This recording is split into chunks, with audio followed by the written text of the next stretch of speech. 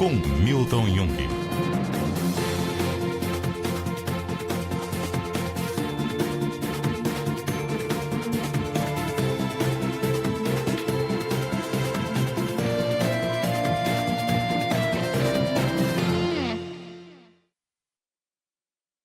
Seja muito bem-vindo a mais um capítulo do Mundo Corporativo, que hoje se dedica a falar sobre você, sobre o seu desenvolvimento, sobre desenvolvimento humano. Este é o nosso assunto principal e por isso convidamos aqui para o estúdio o Luciano Alves Meira, que é cofundador da Caminhos, uma empresa especializada em desenvolvimento humano, e também autor deste livro aqui, A Segunda Simplicidade, Bem-estar e Produtividade na Era da Sabedoria. Este livro que está publicado pela Caminhos, editora. Luciano Alves Meira, desde já, muito obrigado pela sua gentileza de estar conosco aqui no Mundo Corporativo. Um bom dia. Obrigado a você, Milton. Eu sou um ouvinte, um fã da CBN e do seu programa. Eu ouço sempre. Obrigado. E é muito legal estar aqui hoje para falar de um assunto que eu sou apaixonado. Perfeito, então. E eu quero deixar o convite para todos vocês que estão participando aqui deste Mundo Corporativo, vocês que estão participando ao vivo aqui pelo Facebook, podem deixar as suas perguntas na área de comentários do Facebook. À medida que você mandar a pergunta, eu repasso aqui para o Luciano Alves Meira. Combinado assim? Então conto com a sua participação também. Luciano, falei aqui que nosso tema principal é o desenvolvimento humano. O que significa na realidade isso? Perfeito. A palavra desenvolver, Milton, é tirar do envolvimento. É interessante. Nós temos potenciais. Que potenciais o ser humano tem? Lembrando que potencial, segundo Aristóteles, é aquilo que ainda não foi atualizado. Vou dar um exemplo simples. Quando Mozart nasceu, ainda não tocava e nem compunha como ele veio a fazer depois. Esse processo de onde eu estava quando comecei até onde eu pude chegar e dar frutos para a sociedade, a gente chama de tirar do envolvimento os potenciais, ou atualizar os potenciais. Só que o ser humano é muito interessante. Nós temos o que eu chamaria de aspecto natureza e aspecto espiritual, ou, de outra forma, a existência e a essência. O que é intangível em nós não sabemos qual é o limite. É infinito, vamos chamar de infinito para ser simples. Temos o infinito dentro de nós, já que nós não sabemos qual é o potencial humano. E o que é existencial em nós, o que é natural em nós, tem limites, ou seja, nós estamos aí com os potenciais que já atualizamos. Você que está me ouvindo aqui agora, nesse momento, você está vivendo, né, existindo, segundo certos potenciais que você já atualizou. São suas competências, suas habilidades, sua capacidade de comunicação, sua capacidade relacional, sua capacidade de trabalhar, as suas competências profissionais específicas, tudo isso já está aí. Mas quanto você ainda poderia desenvolver em termos de potencialidades, né? Segundo, o meu potencial é o meu desconhecido? Isso. Eu diria que o potencial, não é que ele é o desconhecido, ele é o a conhecer. Nós somos vir a ser, né? O tempo inteiro nós temos algo que já somos e algo que podemos ser. O tempo inteiro. E quando eu desenvolvo um pouco mais, vai aumentar a janela de potencialidade. Quem lê muito já sentiu isso, né? Eu lembro que o dia que você falou sobre o dia do livro, e disse que tem gente que lê até no carro. Sem dúvida. E é verdade, quem lê muito sabe disso. Quanto mais a pessoa vai lendo, mais ela vai vendo que tem coisas para ler, né? E parece que as janelas vão se abrindo e os potenciais vão ficando cada vez mais possíveis, né? Então essa é a ideia do desenvolvimento dos potenciais. Aí o trabalho é entender esse desconhecido ou a conhecer na pessoa e fazer com que ela perceba isso e a partir disso venha o desenvolvimento? A forma de fazer isso, né, existem várias abordagens. O que nós fazemos na Caminhos é primeiro ajudar a pessoa a se conhecer melhor de acordo com o seu momento, ou seja, onde eu estou. A gente fala que em mineirês é oncotô, né? Então essa ideia de você entender onde você está na sua existência e os seus potenciais. Agora, você precisa também voltar um pouco atrás e até a infância você precisa conhecer um pouco. Carl Jung fez muito isso, né? Para ele se tornar o grande pensador da alma humana que ele se tornou, ele passou um tempo tentando ser criança de novo. Porque ele diz que quando a gente volta à infância, a gente toca em certas essências que nós temos, que são muito fortes, que depois se perdem no meio do caminho de uma vida tão atribulada, tão cheia de pressões sociais, né? O Fernando Pessoa dizia assim, olha, eu sou o intervalo entre o meu desejo e o que o desejo dos outros fizeram de mim. Uhum. Então ele diz assim, nós precisamos abrir esse intervalo e dizer assim, peraí, quem realmente eu gostaria de me tornar como pessoa? É um questionamento. É um autoconhecimento que vai através de um questionamento. Só que existem ferramentas muito boas hoje também, existem recursos muito bons hoje também, na psicologia, na neurociência, em várias áreas, né? Até na filosofia, eu diria, para você aí montar planos de desenvolvimento. As pessoas precisariam entender melhor para onde elas querem ir com isso, que pessoa você quer se tornar e quais são as forças que eu já tenho. Exemplo, forças de caráter. Eu digo assim, olha, a psicologia positiva evoluiu muito nesse aspecto. Ela já sabe hoje que nós temos um potencial de desenvolvimento do caráter. Existem 24 forças já mapeadas e cada um de nós já desenvolveu mais algumas ou menos outras. E na nossa circunstância existencial precisamos planejar melhor. Quais são as forças que eu já desenvolvi e quero usar melhor no mundo, no meu trabalho, na minha vida? E quais são as forças que eu ainda não desenvolvi e quero desenvolver para continuar progredindo? E quanto mais eu faço isso, mais eu percebo as possibilidades.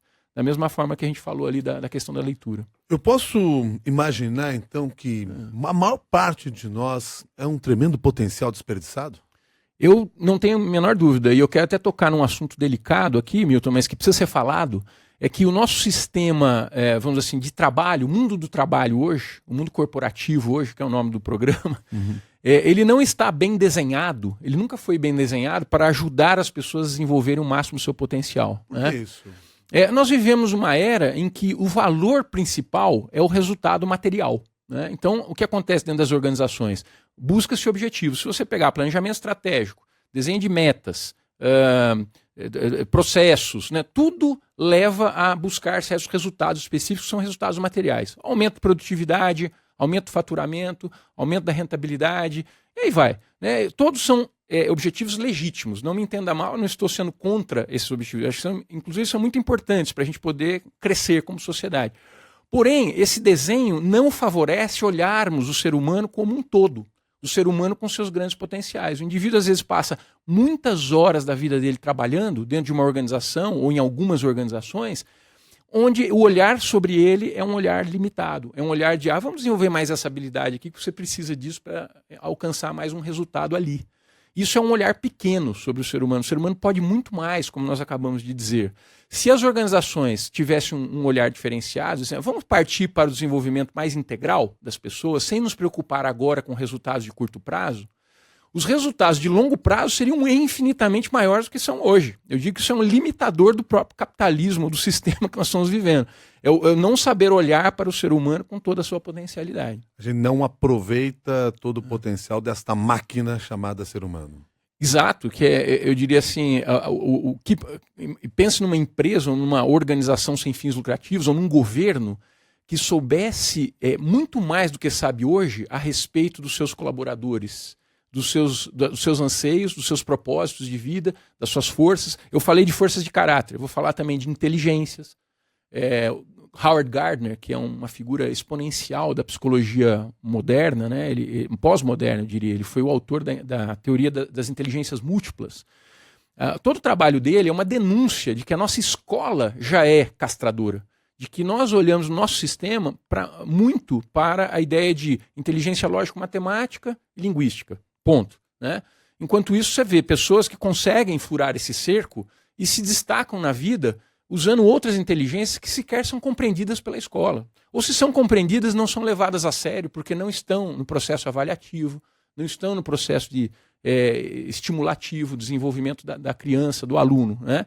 Então, o sistema todo olha sempre para um ser limitado, quando nós somos seres sem limites.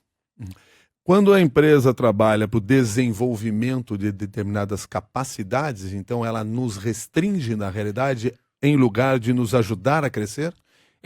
O que acontece é que essas competências, primeiro, elas podem não estar ligadas ao que é mais estimulante para o indivíduo.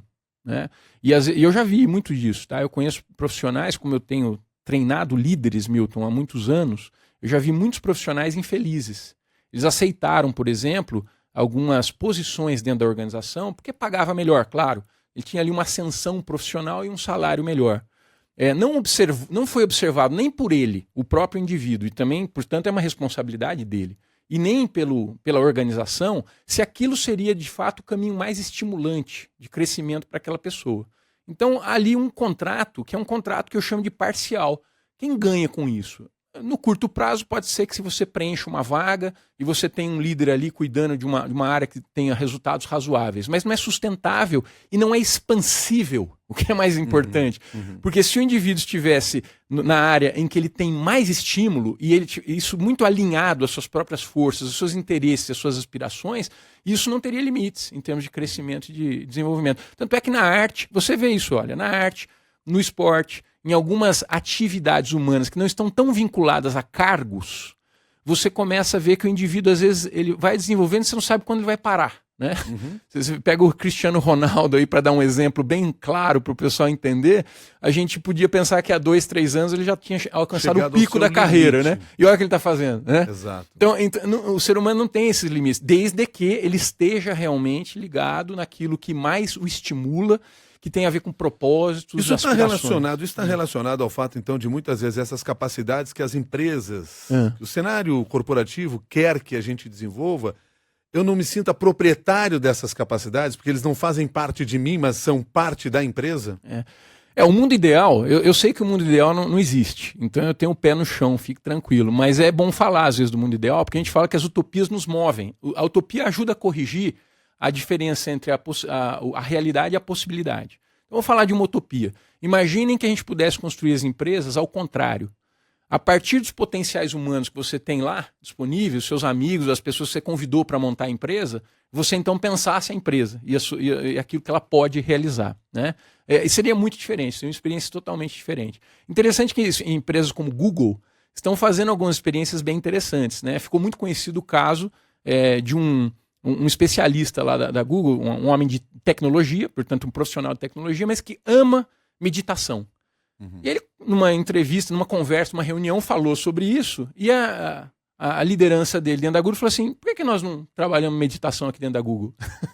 E parece assim, mas não tem nada a ver com a Google? Por que não tem nada a ver se aquela pessoa está ali dentro e ela ama fazer isso e tem potenciais e entende como funciona isso? Resultado disso, hoje a Google tem um programa que é Search Inside. Em vez de search só na internet, né? Search é busca, né?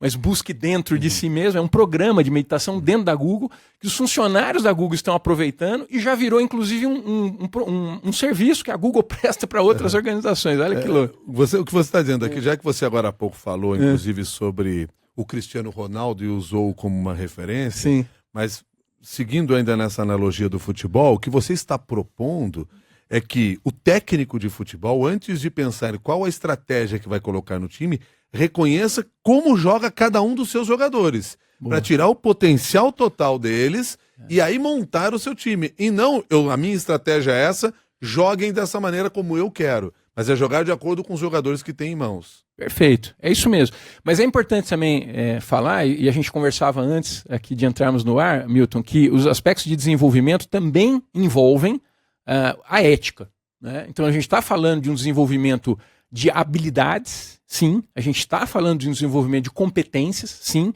mas nós também estamos falando em tornar a pessoa uma pessoa melhor, uma pessoa que usa, quando eu falo para jovens, eu dou palestras até para escolas de ensino médio, né? E eu falo para eles assim, olha pessoal, o caminho, eu não posso dizer para você qual é, eu não vou dizer qual a profissão, nada, cada um de vocês vai ter que procurar dentro, vai ter que fazer um trabalho ótimo de autoconhecimento, e algumas ferramentas podem ajudar. Mas, lembre-se de 3 coisas. Primeiro, conheça-se muito bem, isso é um princípio, e a gente pode ajudar vocês de várias formas, conheça-se muito bem. Segundo, desenvolva ao máximo aquelas áreas que você tem muita paixão e você já percebeu que tem forças maiores, desenvolva ao máximo. E terceiro, não esqueça, que o terceiro só completa o ciclo. Coloque tudo isso a serviço da sociedade. Se você não faz isso, o desenvolvimento não é pleno. E quando se fala em coloque tudo isso a serviço da sociedade, nós estamos tratando de ética.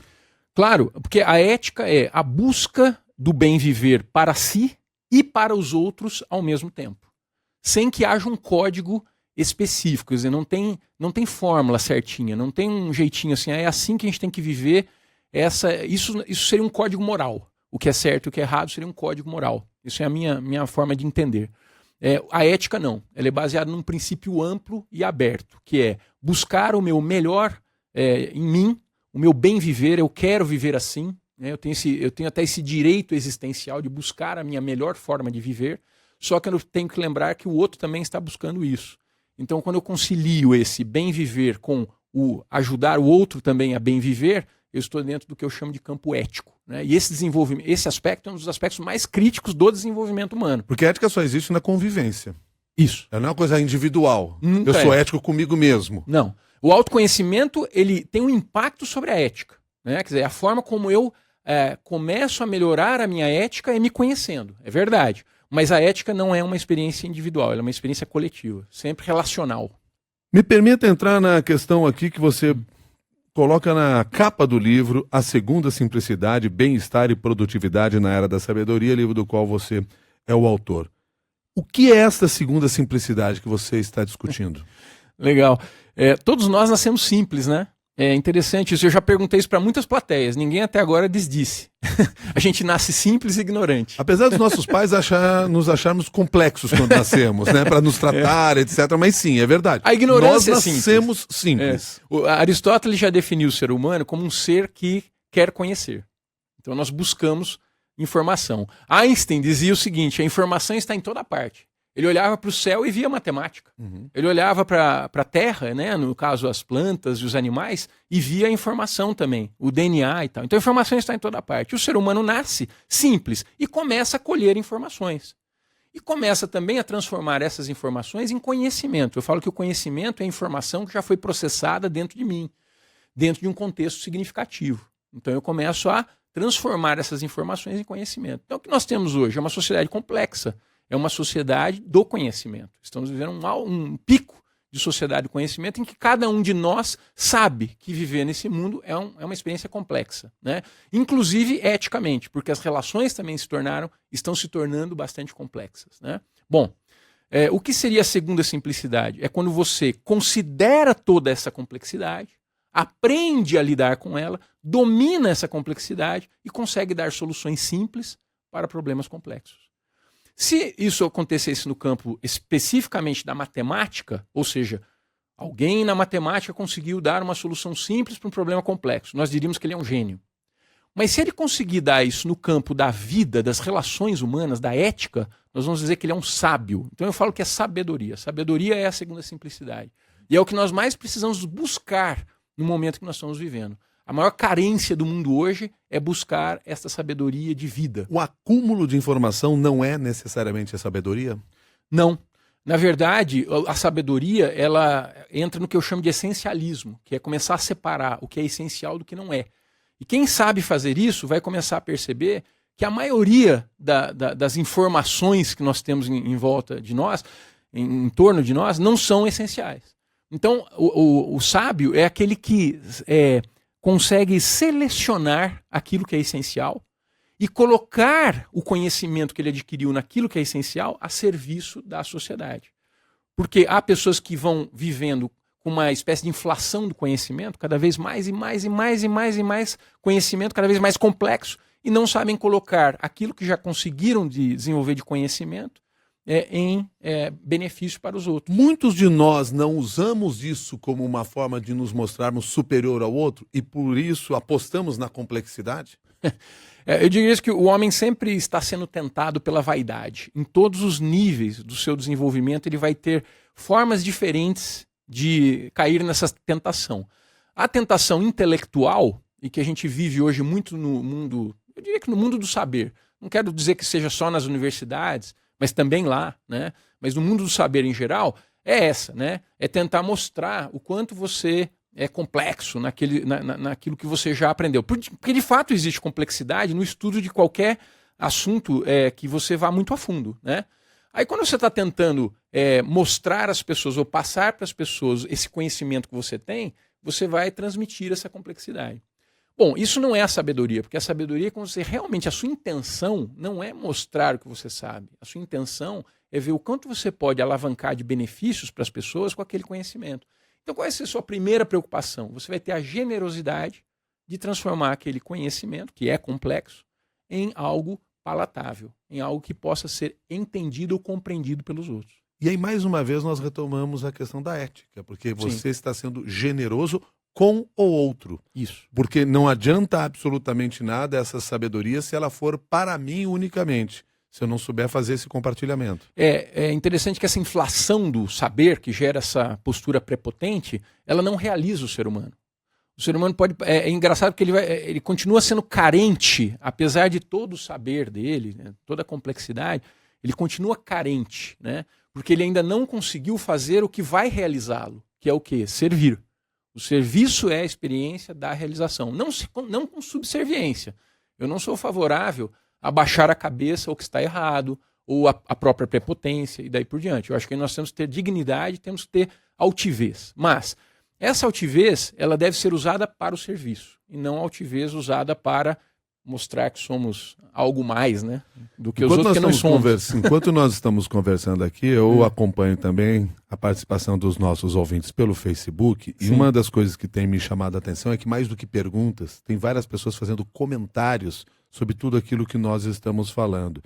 Um deles é do Nelson Bispo, que diz: quando aprendemos a nos amar, aceitarmos nossa genética e essência, fica mais fácil de seguir esse caminho ao qual você está se referindo. E num outro comentário, do Luiz Gonzaga Santos, ele diz o seguinte, interessante: no livro dos Espíritos temos esse conceito de que nascemos simples e ignorantes e evoluímos para o conhecimento pleno. Bom, eu não vou negar, vou começar pela segunda. Perfeito. eu não vou negar, eu não conheço o espiritismo tão bem, né? Mas já até estudei, porque tudo que é humano me interessa, viu, Milton? Eu acho que o ser humano é um ser espiritual, sim, mas eu queria dar meu conceito de espiritualidade depois. Mas eu dizia assim, eu não vou negar. Mas eu acho que, além do espiritismo, a ciência hoje sabe disso, né? Você estudar o ser humano é muito mais possível hoje a partir da neurociência, a partir da psicologia, a partir da própria filosofia, né? Nós estamos avançando muito em relação ao conhecimento do ser humano, mas esse conhecimento, infelizmente, não está chegando nas pontas da forma mais palatável e útil para as pessoas no seu crescimento, no seu desenvolvimento. Eu trouxe o comentário do Luiz Gonzaga exatamente porque eu queria provocar você a falar sobre o que é espiritualidade para você, já Perfeito. Que isso, Perfeito. Inclusive, está no livro. Eu digo assim, olha, pense que nós temos o eu existencial e o eu essencial. É a mesma experiência. Só que o eu existencial são aqueles potenciais que você já atualizou. Então, eu estou olhando para o Milton aqui e sei o quanto ele já é capaz. O Milton é um profissional extraordinário. Nós todos acompanhamos o seu programa e sabemos os seus programas, né? E sabemos o quanto você pode, né? Como jornalista, como pessoa. Então, pelo menos sabemos um pouco, né? Porque na verdade o Milton é muito profundo, ele é um universo, né? Mas daquilo que sabemos, vemos o seu potencial. Agora, eu sei também que o Milton tem um infinito dentro de si. Eu vejo a realidade, Milton, de uma maneira muito simples também. Assim, olha, nós temos o espírito e a natureza. Só que é uma realidade só. São duas faces de uma mesma moeda, né? O lado natureza seria o que está manifestado, o que está aí, ó, visível. E o lado espírito é aquilo que não está manifestado, é o intangível.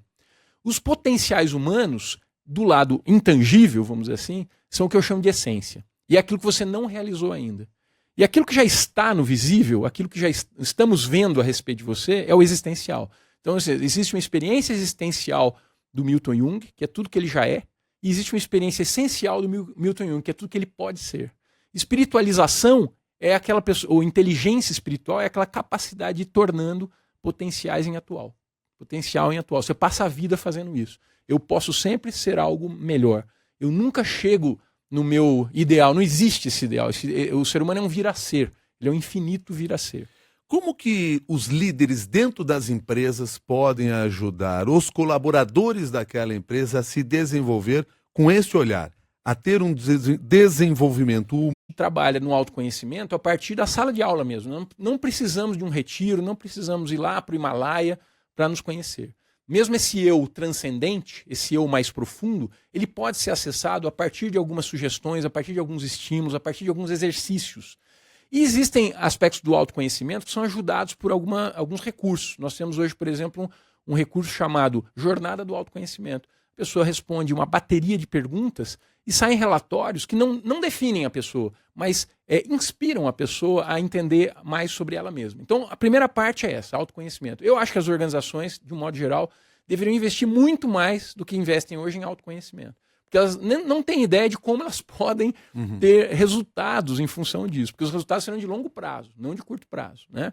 Bom, o segundo passo é a gente buscar o que a psicologia positiva hoje chama de florescimento, que são aqueles fatores, no caso da psicologia positiva, ela fala em 5 fatores essenciais que geram esse desenvolvimento do potencial humano. Se você me permitir, eu falo as 5. Vamos lá. Falar?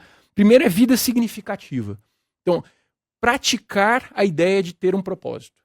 Isso não é fácil, não é um trabalho de um fim de semana, mas pode ser iniciado num fim de semana. E a gente quer levar o resto da vida fazendo isso. Eu todo dia me pergunto, qual pode ser o melhor propósito para usar a minha vida, para usar o meu tempo, né?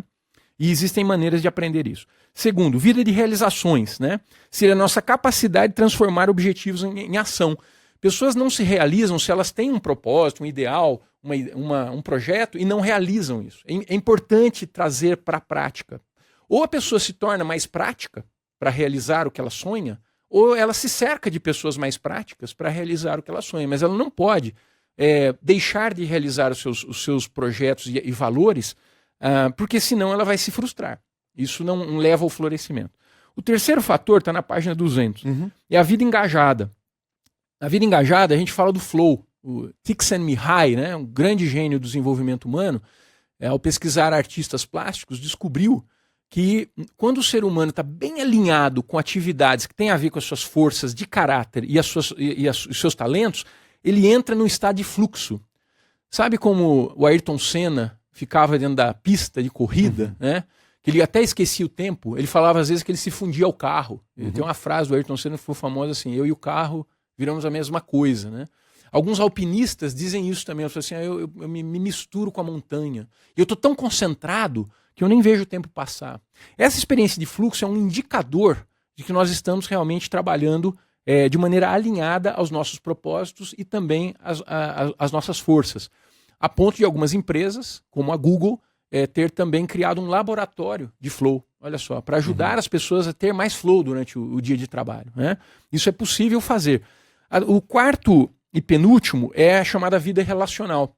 Ora, o ser humano só se sente pleno se por um lado, ele deve se diferenciar, ou seja, tornar-se ele mesmo na melhor versão possível, mas também precisa se integrar, porque nós não vivemos sozinhos, nós somos uns seres, desde Aristóteles isso é bem compreendido, seres sociais, coletivos, né? Falamos muito da ética. Então é preciso trabalhar também a vida relacional. Há pessoas que não se realizam e não se desenvolvem porque não sabem se relacionar tão bem. E relacionar-se pode ser aprendido, Milton, olha que legal. Existem habilidades relacionais, existem mentalidades que ajudam nas habilidades relacionais. Eu costumo dizer que tudo começa na intenção. Uma intenção nova já pode melhorar muito as suas relações, né? E, finalmente, vida aprazível, que são as emoções positivas. É um fator que tem sido muito estudado já pela psicologia positiva. Hoje se fala que é preciso ter um número de emoções positivas maior do que as emoções negativas. Emoções negativas, por exemplo, medo, raiva, a tristeza. Emoções positivas, alegria, você se sentir grato, né? A gratidão tem sido destacada muito dentro das emoções positivas como uma das emoções que mais trazem resultado. É interessante, se você tiver um diário de gratidão e escrever no final do dia tudo o que aconteceu para você que foi muito bom para você, você no dia seguinte acorda melhor, olha só. Se você fizer isso num processo contínuo, você começa a ter uma experiência melhor com tudo em sua volta. Você passa a ver que você está cercado de boas coisas e que você não percebia antes, né? Então, são práticas, percebe que todas essas práticas elas podem ser trabalhadas para ajudar o indivíduo a florescer, a trazer os seus potenciais a um nível maior. Eu gosto sempre de pensar no indivíduo que está nos acompanhando nesse momento. Certo. Porque nem todos conseguem ler, nem todos têm tempo para aprender mais, É verdade. nem todos podem participar de cursos. Sim. Todos estão a cada dia fazendo o seu trabalho, saem de casa, tentam fazer o seu melhor.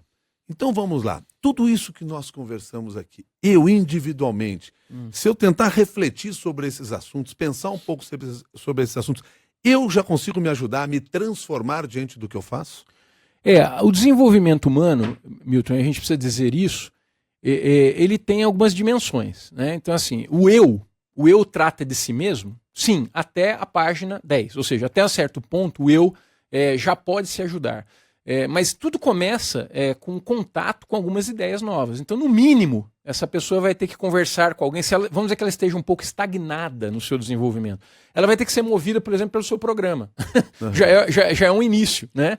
Ela precisa ser movida por algum estímulo inicial. E, de repente, ela mesma vai procurar vivenciar algumas dessas Porque práticas. Você, em determinado momento, disse agora para nós. Sim. Que o desejo isso já transforma, isso ajuda a transformar. Uma intenção, um desejo e tal. Só que nós sabemos hoje também que é muito importante a cultura em que você está vivendo e o sistema no qual você está vivendo.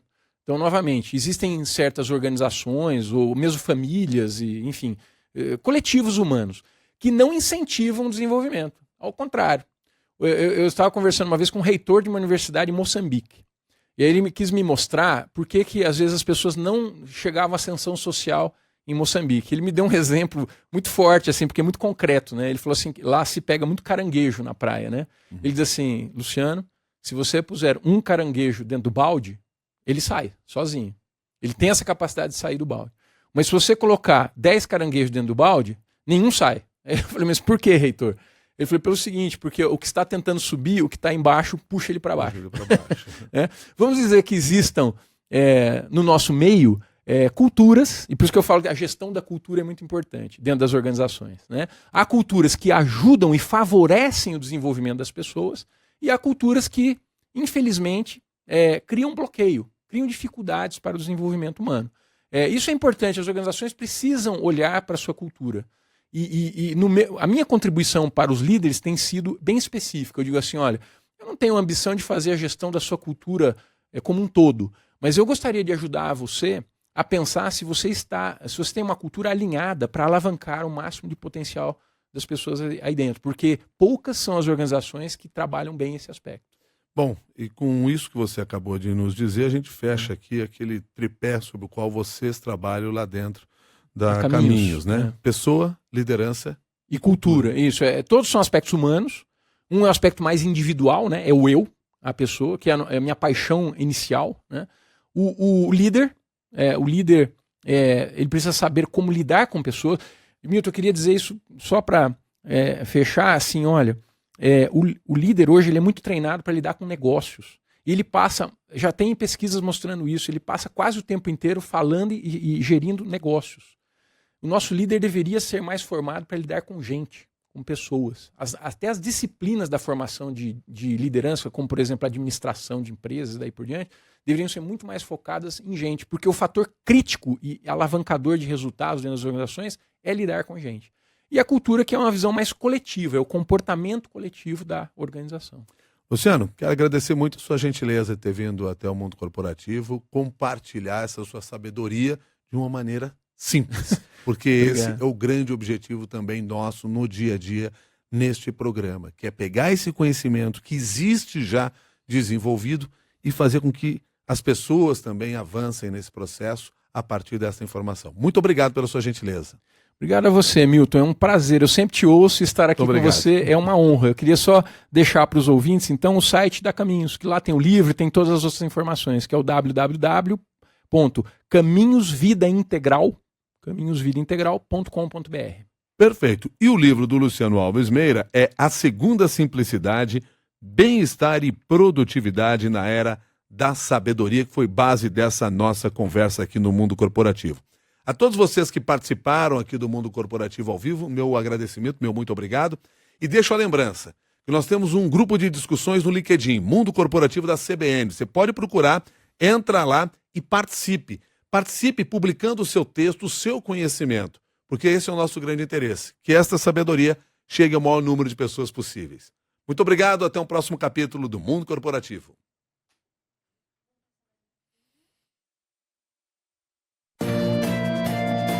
Mundo Corporativo, com Milton Jung.